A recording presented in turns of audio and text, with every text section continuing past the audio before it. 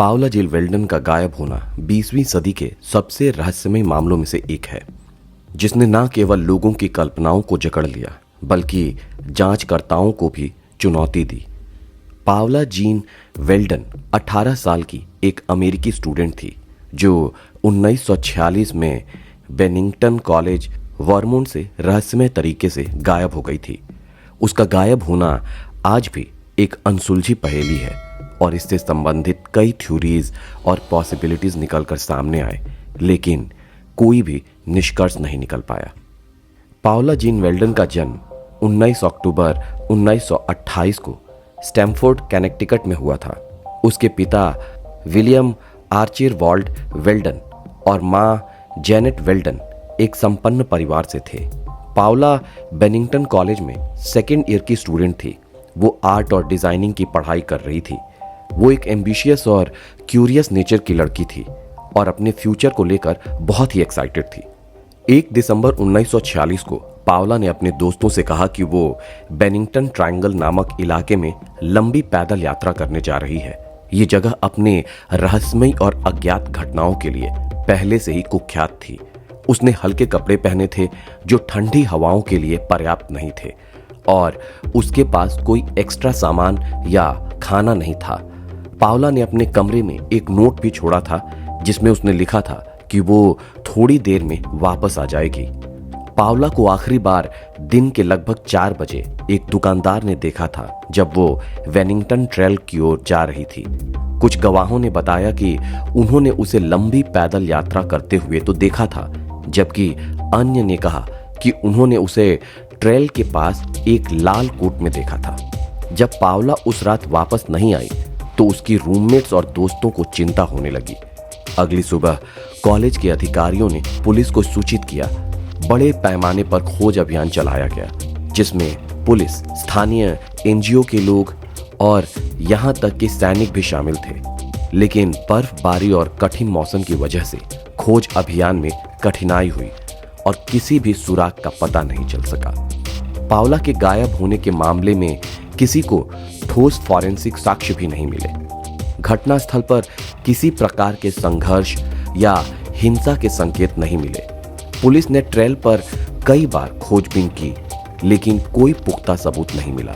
ना ही पाओला का शव मिला और ना ही उसके गायब होने का कोई भी सुराग। एक प्रारंभिक सिद्धांत ये था कि पाओला किसी दुर्घटना का शिकार हो गई थी।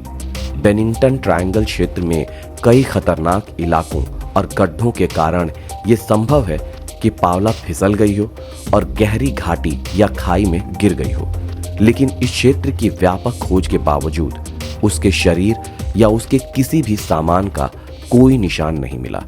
कुछ लोगों ने यह थ्योरी दी कि पाओला किसी आपराधिक गतिविधि का शिकार हो गई थी।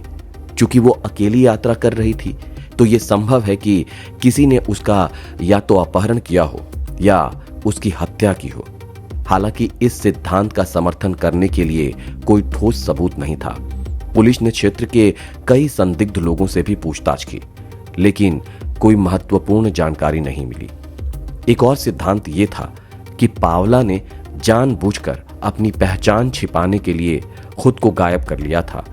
यह सिद्धांत उन लोगों द्वारा पेश किया गया जो मानते थे कि पाओला अपने निजी जीवन से संतुष्ट नहीं थी और उसने एक नई शुरुआत करने का फैसला किया। हालांकि उसके परिवार और दोस्तों ने इस थ्योरी को सिरे से रिजेक्ट कर दिया, ये कहते हुए कि पाओला एक बहुत ही खुशमिजाज लड़की थी और वो अपने जीवन से पूरी तरह से संतुष्ट थी। बेनिंगटन ट्रायंगल की मिस्ट्री ने कुछ लोगों को ये मानने के लिए प्रेरित किया कि पाओला किसी पैरानॉर्मल एक्टिविटी या अज्ञात बलों का शिकार हो गई थी।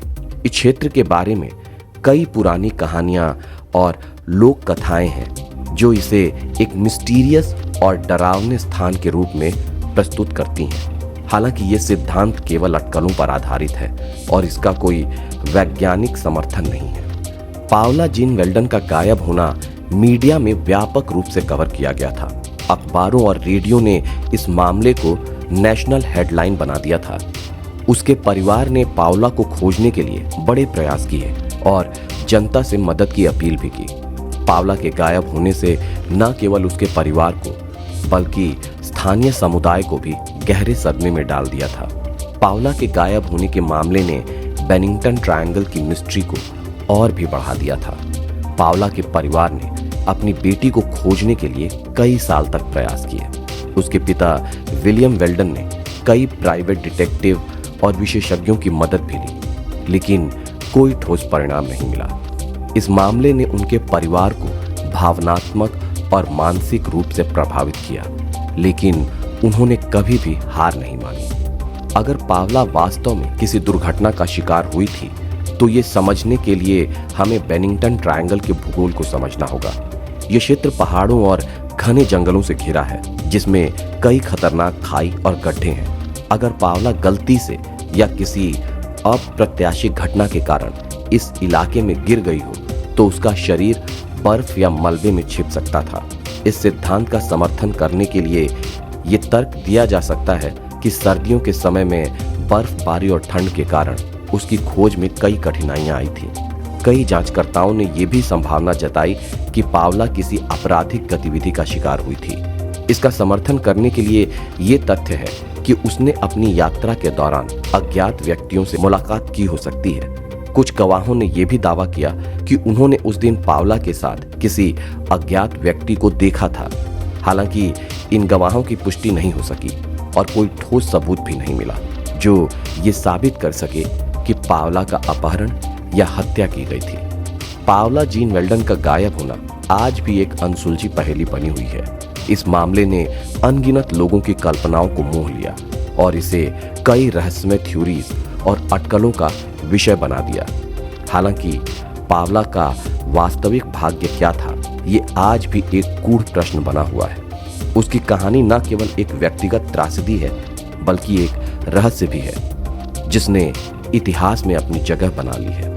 इस मामले के अद्वितीय पहलुओं और जटिलताओं को समझने के लिए कई शोधकर्ताओं ने विभिन्न सिद्धांतों और दृष्टिकोणों का अध्ययन किया है। हालांकि इस मामले का असली समाधान आज भी अनिश्चित है और पावला की कहानी एक स्थानीय रहस्य के रूप में आज भी जीवित है।